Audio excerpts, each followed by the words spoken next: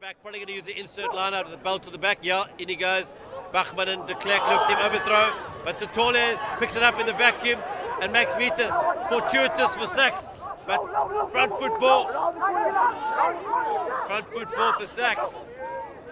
Maybe they. Sawuka tips it on to Bell. Bell absolutely upended. That looked like an illegal tackle of sorts. Bent over backwards there. That was pretty ugly. Yes, absolutely. And it. Mickey Skeels, he'll have a pot, and he does so successfully, and SACS leave the strike zone with 3 points, and they're on the board in this King Price derby. Penalty advantage to them now. They've got a definite 3 points, but they want to pull the trigger, I'm sure. Big carry, punched over the gain line there. James Orwin, the head boy of Wynberg for next year, driving them over the gain line. Noble waiting again. Patience down the red zone. Baird wide to the fullback, Laik Davids, who dances in and is over.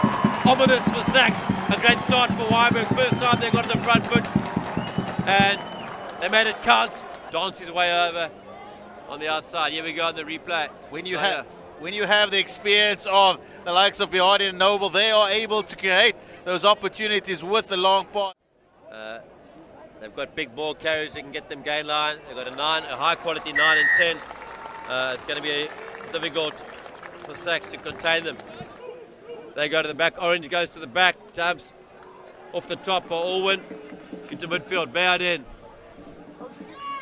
On the ball. Good double hit there by Potgieter and de Klerk. Good hit, stopping momentum. Karamba. Looks like Daniel Old is off the field again, and Gertz is on, but now Wynberg have an opportunity through Davids. Again, the try scorer. Inside they go, that Albert Lawrence. And a little bit too easy there for Wynberg. They never got momentum in the first K, but just kept going around the corner. We'll see it on the replay. That's the end of it. Davids to Campbell, and Campbell has an easy run in under the poles, but it's all started deeper in the 22. Wynberg showing that they... Jersey. He's playing on the right, but he's wearing number 11. Might be wrong, but one of his fellow forwards is just short of the line. Shot. Pick and go. Leave us, go. SACS picking and going. Ball's there. Wynberg defending like their lives depend on it. Not easy to defend these pick and goes. Sawuka comes around the corner. Sets it up nicely. Forbes gives it off to Cunningham. He's carried brilliantly so far. He's been turned and he scores. Cunningham has been a revelation with ball in hand in the second half of the season for SACS. Using his bulk to barge over the line. SACS had a few opportunities, but it was Cunningham that made it count.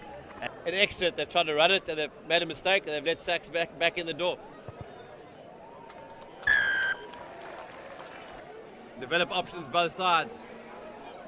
The hooker, Gila, carrying, and they're bringing that ball to the middle of the field to set their targets. They can pull the trigger. It's Orwin, the lock forward, I think. Here we go, they're in the middle of the field now. Noble with a tap, he's going to go himself, and he's going to score himself. So, SACS score, and sees it. Morning Noble doesn't need a second chance. He had a sniff of the try line. He saw that SACS defense was not yet organized. So quickly. Feels like just now the other day it was pre-season, running in the summer. But here we are. Imtiaz Abrams, he would have been told at halftime, don't throw another No hand, please. This time he sets it up. Majinga comes to the counter ruck, and along comes Noble to pick it up. He's going to go score. Oh my word. Exactly what SACS would not have been saying in the huddle at halftime. And Noble, ever present, ever alert, picks up and goes over for his second. Goes over untouched, and was similar to the first one. He just saw the opportunity. They've been down here, they've scored. Luke Miller, the loose head prop now. Backwards. Okay, that could be fun to escape again. Coming out of the trams to carry, coming off 9, the man who started it. Orange. Noble baying for his forwards to come around the corner.